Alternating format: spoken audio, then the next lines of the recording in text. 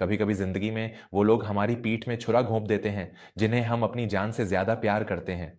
मैं अपनी बहू के लिए बड्ढे चाव से गाजर का हलवा लेकर गई थी, लेकिन उसके बंद दरवाजे के पीछे मैंने अपने ही पति की जो गंदी बातें सुनी, उससे मेरी रूह कांप उठी। मेरा नाम सीमा है। मैंने अपने जीवन के 30 बहुमूल्य वर्ष एक ऐसे घर को संवारने में लगा दिए जो शायद कभी मेरा था ही नहीं।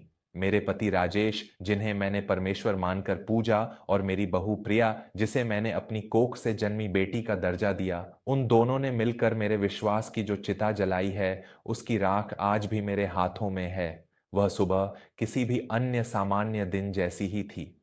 मैं रसोई में अपने बेटे अमित और उसकी पत्नी प्रिया की याद में खोई हुई थी। अमित के दफ्तर का काम दूसरे शहर में होने के कारण शादी के कुछ समय बाद ही उन दोनों ने अपना अलग आशियाना बसा लिया था। मुझे इस बात से कभी कोई पीड़ा नहीं हुई, क्योंकि हर नए जोधे को अपना एकांत चाहिए होता है।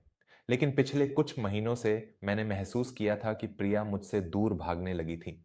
जब भी मैं उससे मिलने की बात कहती, वह कोई ना कोई बहाना बनाकर बात टाल देती। एक माँ का हृदय कभी चैन से नहीं बैठता। मैंने सोचा कि आज मैं उसे बिना बताए अचानक उसके घर जाकर चौंका दूंगी। मुझे भली भांति याद था कि प्रिया को मेरे हाथ का बना गाजर का हलवा बहुत पसंद था। मैंने सुबह सुबह बड्ढे ही प्रेम से हलवा बनाया और एक डिब्बे में रख लिया।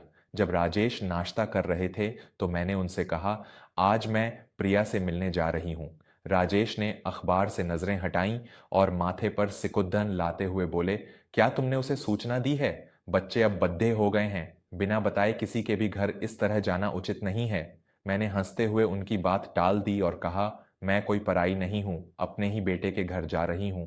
उस समय मुझे जरा भी आभास नहीं था कि राजेश के माथे पर आई वह सिकुड़न किसी चिंता की नहीं, बल्कि उनके एक भयंकर पाप के पकड़े जाने के डर की थी। दोपहर के समय मैं एक साधी पहनकर हलवे का डिब्बा थामे रिक्शे से अपने बेटे के घर की ओर निकल पड़ी। रास्ते भर मेरा मन प्रफुल्लित था, यह सोचकर कि प्रिया मुझे देखकर खुशी से गले लग जाएगी। बस्ती के मुख्य द्वार पर उतरकर मैं पैदल ही उनके मकान की ओर बढ़ने लगी। जैसे ही मैं उनके घर के बाहर बनी गाडियां खद्दी करने वाली जगह पर पहुंची, मेरे कदम वहीं पत्थर के हो गए। मेरी आंखों के सामने राजेश की मोटर खद्दी थी। वही नंबर, वही रंग, वही मोटर जिससे राजेश सुबह अपने दफ्तर जाने का बहाना करके निकले थे। मेरे मस्तिष्क में सैकड़ों प्रश्न एक साथ कौंधने लगे। राजेश तो दफ्तर गए थे, फिर उनकी मोटर यहाँ क्या कर रही है? क्या वो भी अमित से मिलने आए हैं? पर उन्होंने मुझे क्यों नहीं बताया? मेरे मन में एक अजीब सी घबराहट जन्म लेने लगी, जैसे कोई अनहोनी मेरा इंतजार कर रही हो। मैं दबे पांव घर की खिड़की की तरफ बढ़ी, जो थोड़ी सी खुली हुई थी। मैं अंदर झांकना नहीं चाहती थी, लेकिन किसी अदृश्य शक्ति ने मुझे उस खिड़की के पास खींच लिया। मैंने दीवार से सटकर कान लगाया। अंदर से प्रिया की खिलखिलाती हुई हंसी गूंज रही थी, और उसके साथ एक ऐसी भारी मर्दाना आवाज थी जिसे सुनकर मेरे पैरों तले जमीन खिसक गई। वह मेरे पति राजेश की आवाज थी। राजेश बहुत ही कामुक स्वर में कह रहे थे, तुम आज बहुत ही मादक और खूबसूरत लग रही हो। मेरी सांसें मेरे गले में ही अटक गईं। प्रिया ने उसी लहजे में उत्तर दिया, आप भी तो आज बहुत जंच रहे हैं। मुझे आपसे इस तरह छुपकर मिलना बहुत अच्छा लगता है। मेरा हृदय किसी कांच के बर्तन की तरह टुकड़े टुकड़े होकर मेरे सीने में ही बिखर गया।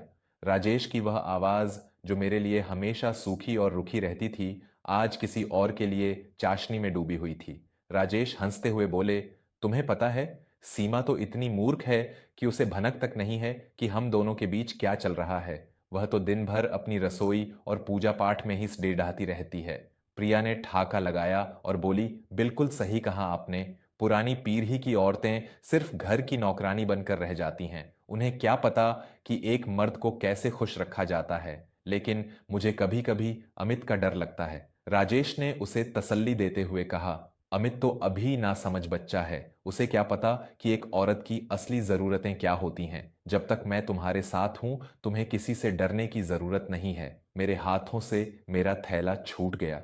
अंदर रखा गाजर के हलवे का डिब्बा जमीन पर गिरा और बिखर गया। वह हलवा नहीं था, वह मेरी ममता थी। मेरा 30 साल का विश्वास था, जो आज मेरे ही पति और बहू के पैरों तले रौंदा जा रहा था। मेरी आंखों से लहू के आंसू बहने लगे। मैं जोर से चीखना चाहती थी, उस दरवाजे को तोड़ ढकर दोनों के चरित्र को तार तार कर देना चाहती थी, लेकिन मेरी आवाज जैसे मेरे कंठ में ही घुट कर रह गई।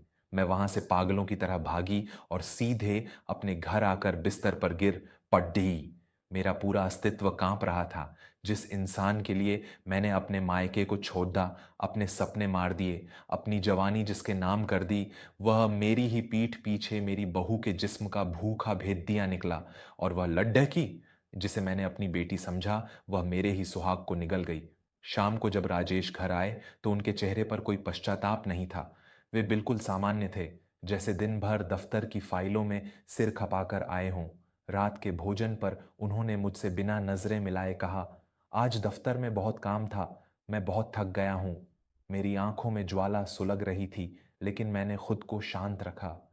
मैंने जानबूझकर पूछा, तुम कहीं अमित के घर तो नहीं गए थे? राजेश का हाथ निवाला तोड़ते हुए रुक गया। उन्होंने हदबदाते हुए कहा, मैं वहां क्यों जाऊंगा? मेरा वहां क्या काम है? मैं तो दफ्तर में था। उस एक झूठ ने मेरे मन में बची खुची हर भावना को भस्म कर दिया। मैंने तय कर लिया कि अब मैं रोऊंगी नहीं। अब मैं इस महापाप का ऐसा अंत करूंगी कि इन दोनों की रूहें उम्र भर कांपेंगी। अगले कुछ दिनों तक मैंने एक जासूस की तरह राजेश पर नजर रखी। मुझे सबूत चाहिए थे, क्योंकि बिना सबूत के यह बेशर्म इंसान मेरी हर बात को मेरा पागलपन साबित कर देता। एक दिन राजेश ने फिर दफ्तर में एक बहुत जरूरी बैठक का बहाना बनाया। जैसे ही वह घर से निकले, मैंने भी एक रिक्शा लिया और उनकी मोटर का पीछा किया। राजेश की मोटर उसी इमारत के अहाते में जाकर रुकी। मैं भी उनके पीछे पीछे उस मनहूस घर तक पहुंच गई।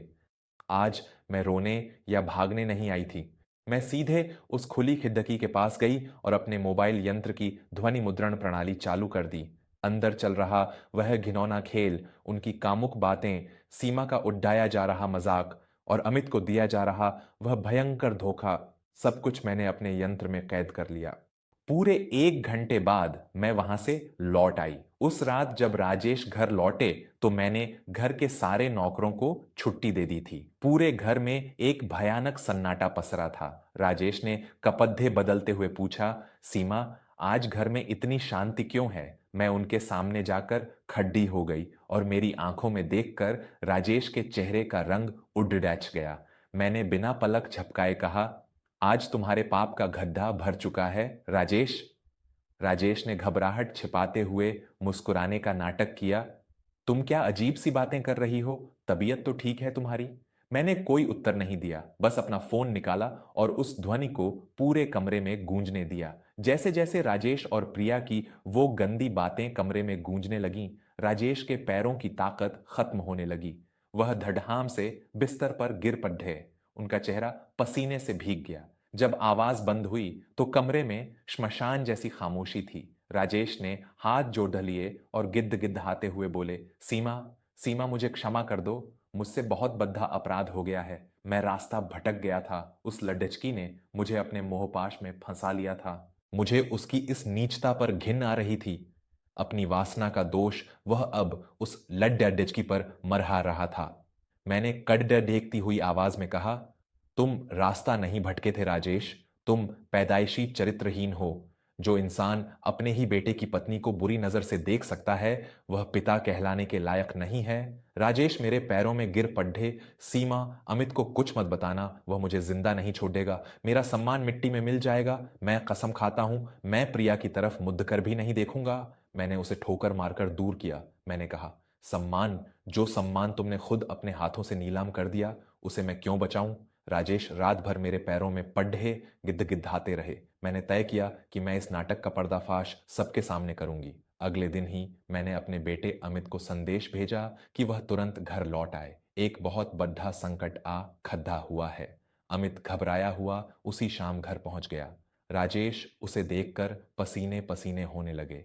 अमित ने हाँफते हुए पूछा, माँ, क्या हुआ है? सब ठीक तो है? मैंने अमित का हाथ पकड़ा और उसे सोफे पर बैठाया। मैंने कहा, बेटा, आज जो तुम सुनने वाले हो उसके बाद तुम्हारी दुनिया पलट जाएगी, लेकिन एक मां होने के नाते तुम्हें अंधेरे में रखना मेरा सबसे बड़ा पाप होता। मैंने वह ध्वनि चला दी। जैसे-जैसे अमित के कानों में उसकी पत्नी और उसके पिता की वो घिनौनी बातें पड्डी डीएच रही थीं। अमित का चेहरा लाल सुर्ख होने लगा। उसकी आंखें फटने को हो गईं और उसकी मुट्ठियां इतनी जोर से भींच गईं कि उसकी उंगलियों से खून उतरने लगा। आवाज खत्म होते ही अमित एक खूंखार शेर की तरह दहाड़ा। वह उठा और उसने राजेश के कॉलर को पकड़ डचाकर उन्हें हवा में उठा लिया। अमित की आंखों से अंगारे बरस रहे थे। ये किया है तुमने? एक बाप होकर तुमने मेरी ही पीठ में खंजर घोंप दिया, मेरी पत्नी के साथ। छी, मुझे तुम पर थूकने में भी घिन आ रही है। राजेश कांपते हुए हाथ जोड़ डर रहे थे। बेटा, मुझे माफ कर दे, मैं अंधा हो गया था। अमित ने उन्हें एक जोरदार धक्का देकर जमीन पर गिरा दिया और चिल्लाया, मेरे लिए तुम आज से मर चुके हो। मैं तुम्हारा श्राद्ध आज ही करता हूं। उसी रात अमित मुझे लेकर प्रिया के घर पहुंचा। प्रिया हमें एक साथ दरवाजे पर देखकर समझ गई कि उसका काल आ गया है। अमित ने घर के अंदर कदम रखते ही प्रिया का सारा सामान खिड़की से बाहर फेंकना शुरू कर दिया। प्रिया रो रो कर अमित के पैरों में गिर रही थी।